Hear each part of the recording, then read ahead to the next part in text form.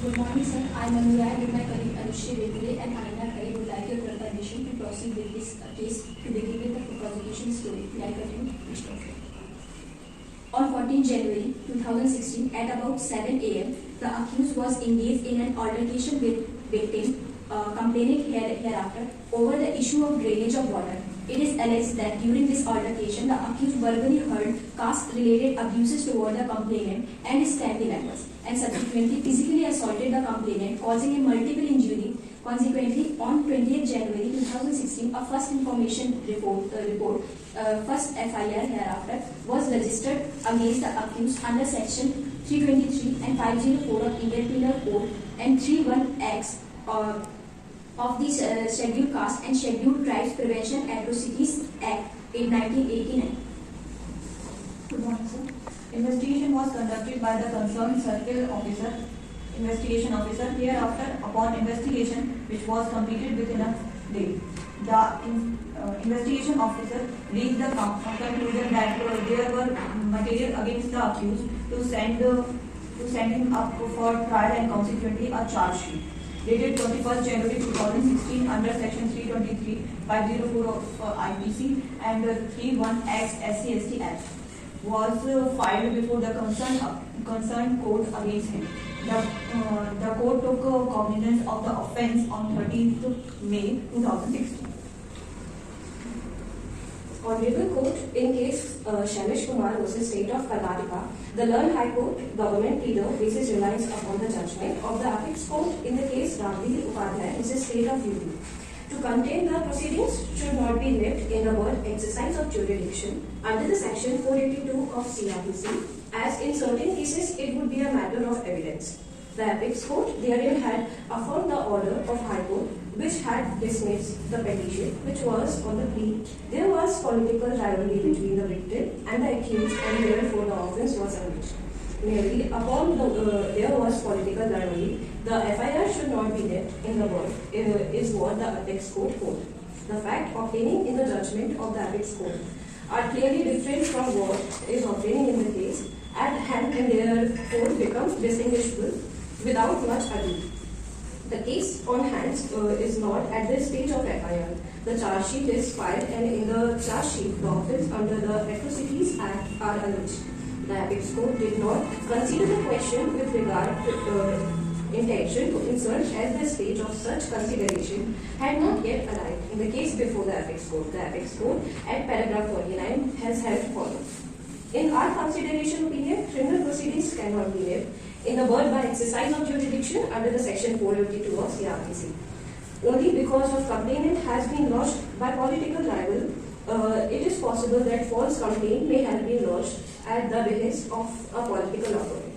However, such possibility would not justify interference under the section 482 of the CRPC to quash the criminal proceedings.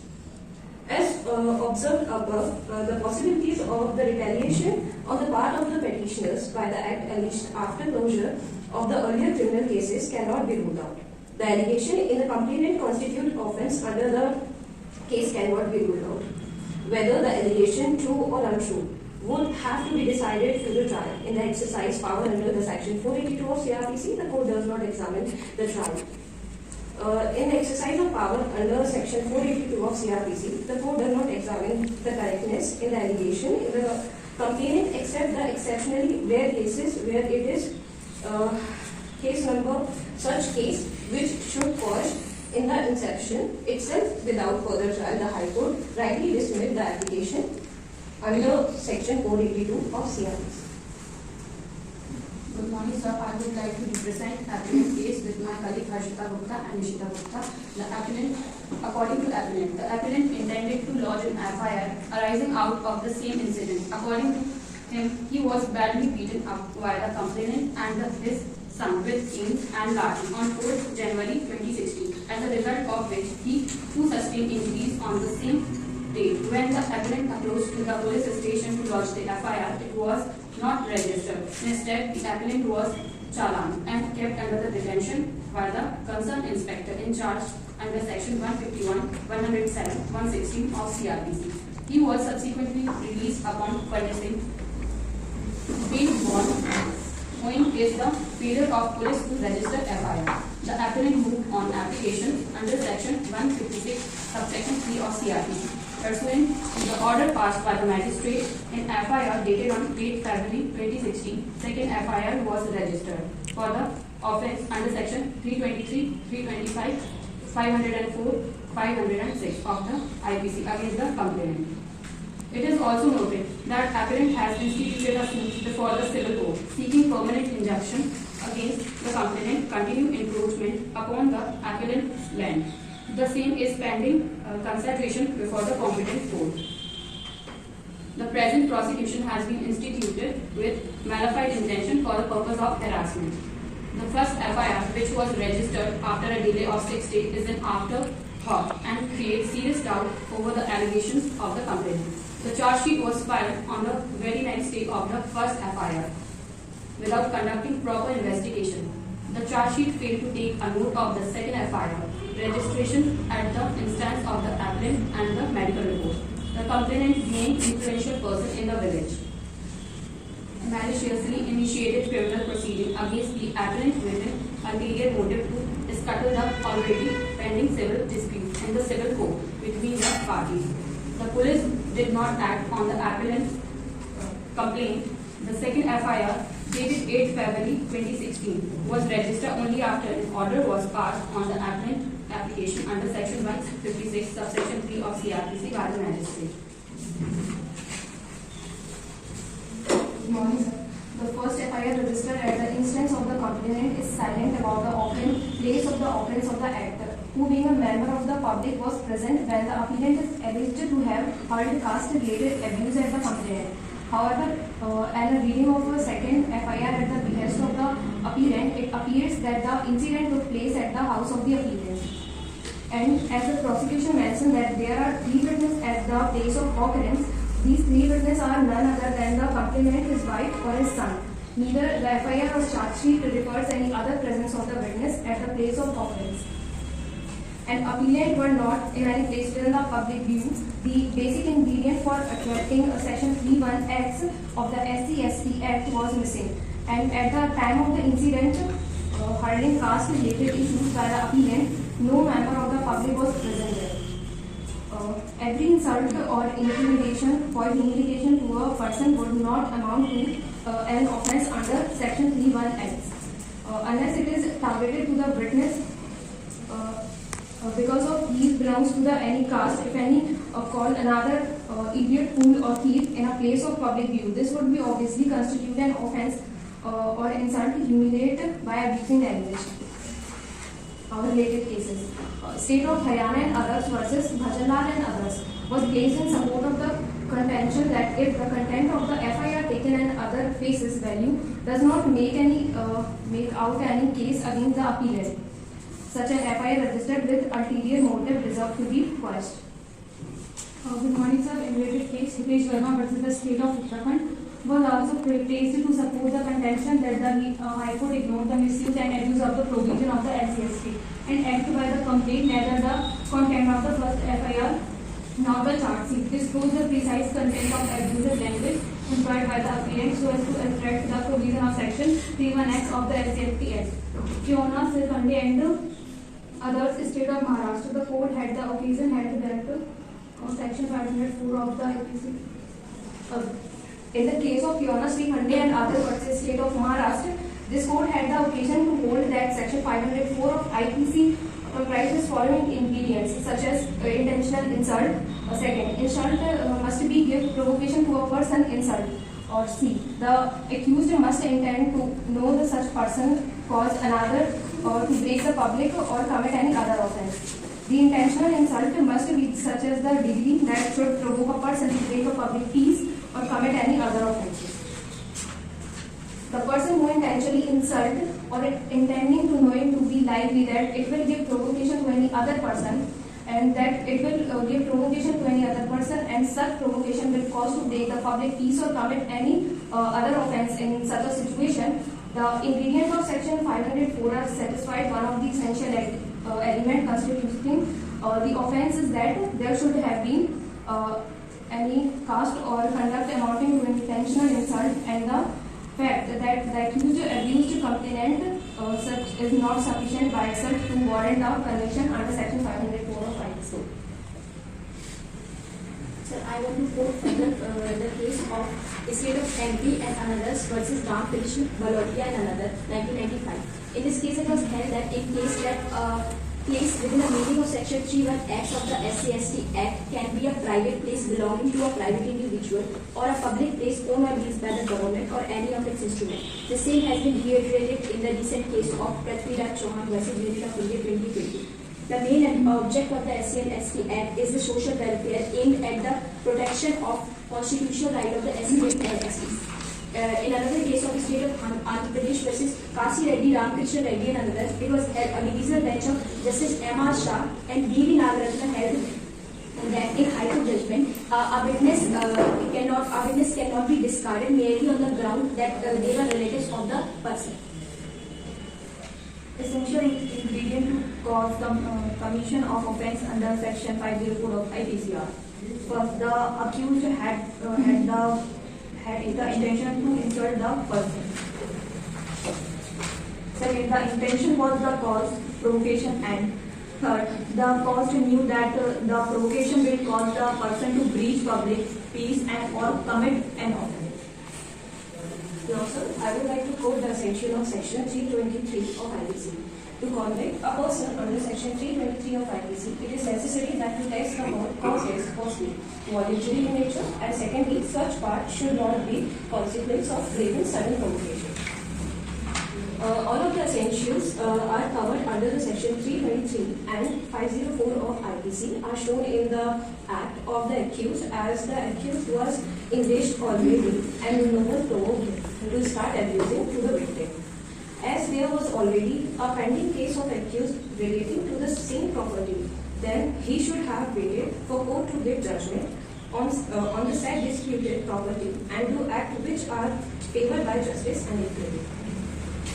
In Karnataka High Court said only naming the caste of a person is not an offence under section SC/ST Act unless it is alone with intention to insult the person belonging to that caste. It was accordingly prayed that relief prayed for Vada appellant be granted.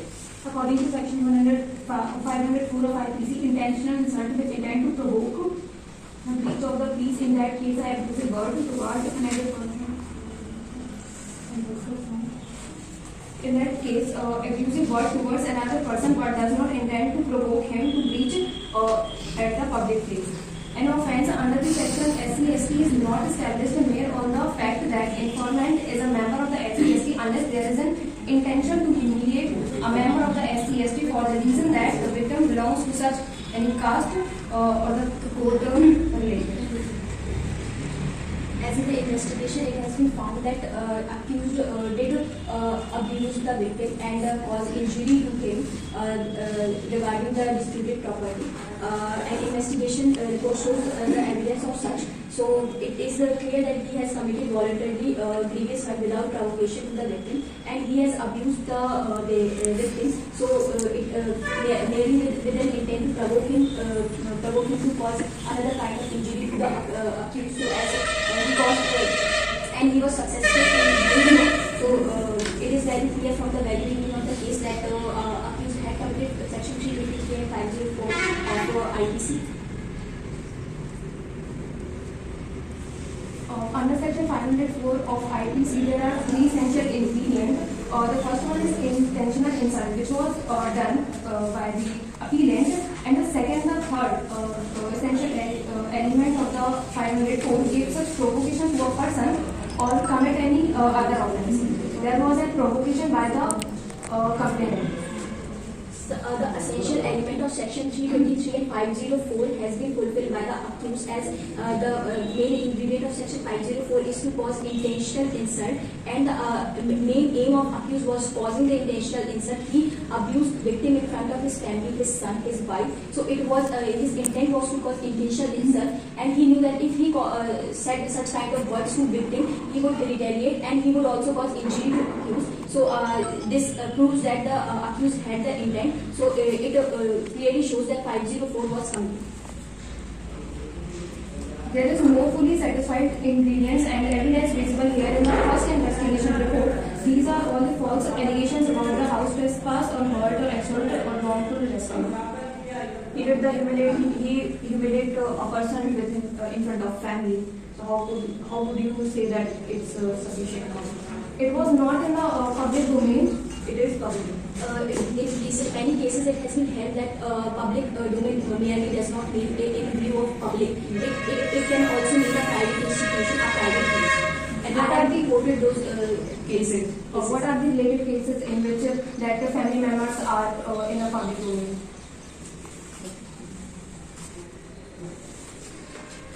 In the case of the estate of Andhra Pradesh versus Kasi Reddy, Ramakrishna Reddy, it was held that merely the witness were related, they are not to be discarded, they are regarded as sufficient eyewitnesses. And in the case of estate of Madhya Pradesh and another Ramakrishna, it was held that place within the meaning of section 3(1)(x) of the SC/ST Act can be a private place. An offence under the SC/ST is not established merely on the fact that informer is a member of the SC/ST unless there is an intention to humiliate a member of the SC/ST. Yes, There was not an intention to humiliate a person. he did call him certain words which was to humiliate him, and he used that particular words relating to his past, and he used that social word in front of his family. So it was an intentional insult in front of public. In Karnataka High Court said that merely naming the caste of the person is not an offence under the SC/ST Act unless it is done with an intention to insult the person belonging to that caste. He does not merely said those words. He also committed. He also was voluntarily hurt. He also was those kind of hurt in front of his family, along with saying those abusive words towards the victim. So there was not merely. He called the words bewakoof, fool, and or choke in any place with a view of public. It is worthy or not? It was not in public domain. So there is not any offence if it is not in a public domain. I have recently quoted the case in which it has been held that a private place can be a public can come under the meaning of section 3(1)(x) of the SC/ST Act. I want to remind the court that SC/ST Act is a special law, so they are to be prevailed over the general law. Yes, it is prevailed over the law. The first investigation report registered at the instance of the complaint is silent about the place of occurrence. It was done in the house of the applicant. As I am saying, the house of the victim is a private place, and in many cases it has been held that private place can come under within the purview of section 3(1)(x) of the SC/ST Act. This is I am trying to remind you again. They do not have any solid evidence nor any witness who can prove this. Witness And, other than his family. In many cases, it has been held that witnesses are not to be regarded merely on the ground they are the relatives of the victim. There's no need to specific a person who is know him or not. It is verifying relatives or a family or son or in front of kind of causing of a word and these kind of a word are talking about. The two witnesses, his wife and his children, can also lie at the behest. Why they are the only witnesses? Why they saw the commission of such act? The victim was injured. So was the accused, but the injury was sustained by victim also. He instituted the first information report merely on the ground that the investigation was completed within a day. It does not render that such investigation was impossible. It is possible. It is a human act, and the investigation shows the ground where it shows that accused was involved in such case. The first FIR, which was registered by the complainant after a delay of 6 days, is an afterthought and creates serious doubt over the allegation of the complainant. The first information reported there was a delay of 6 days, but it does not, as there is no limitation in criminal law, and this is a criminal proceeding, so I don't think so. This is going to be any problem in this case. This is not sufficient. The charge sheet was filed on the very next day of the FIR without conducting proper investigation. No, the investigation was completed within a day. It does not mean that investigation was not proper. Investigation, it is possible. It is a human act. It is possible that investigation can be done within a day. It is not It is not an impossible act. sufficient for a long day and Merely because an investigation was completed within a day, it does not mean that investigation was not proper. It is proper because it is every investigation officer, there is a SHO who is known the investigation officer and who investigate whole matter of fact. How could you see that?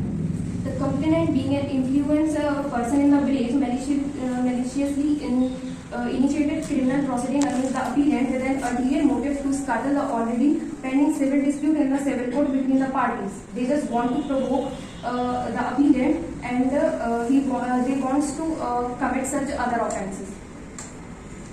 There is no such evidence that our victim is the influential person. If he is influential person, then this is his personal matter. Law and justice does not regard any kind of this influence, and it is not biased. It is not a failure of justice.